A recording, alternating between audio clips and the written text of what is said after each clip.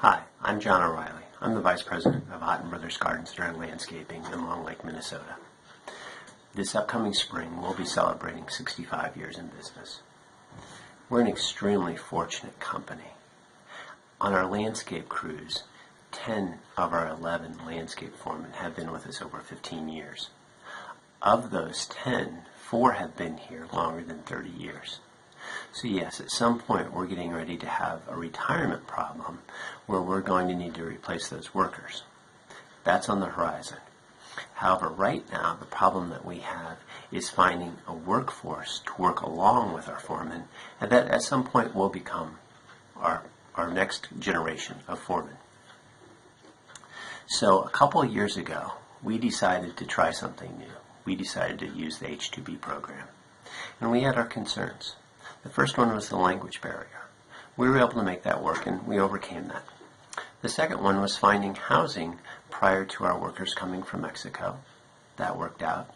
And I think that one of the largest concerns was the expense. This is by no means a money savings proposition. We knew that this was going to cost us a little bit more money.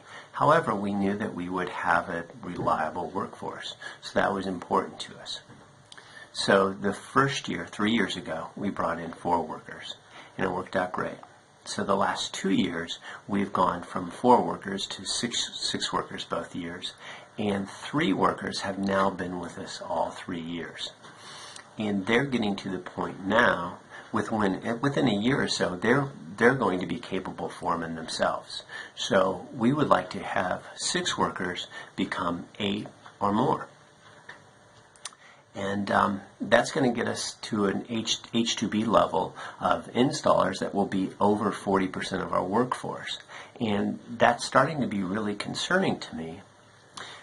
And the reason is every spring we receive an email saying that we need to contact our congressmen, our senators, and we need to let them know that the H-2B program is once again in jeopardy.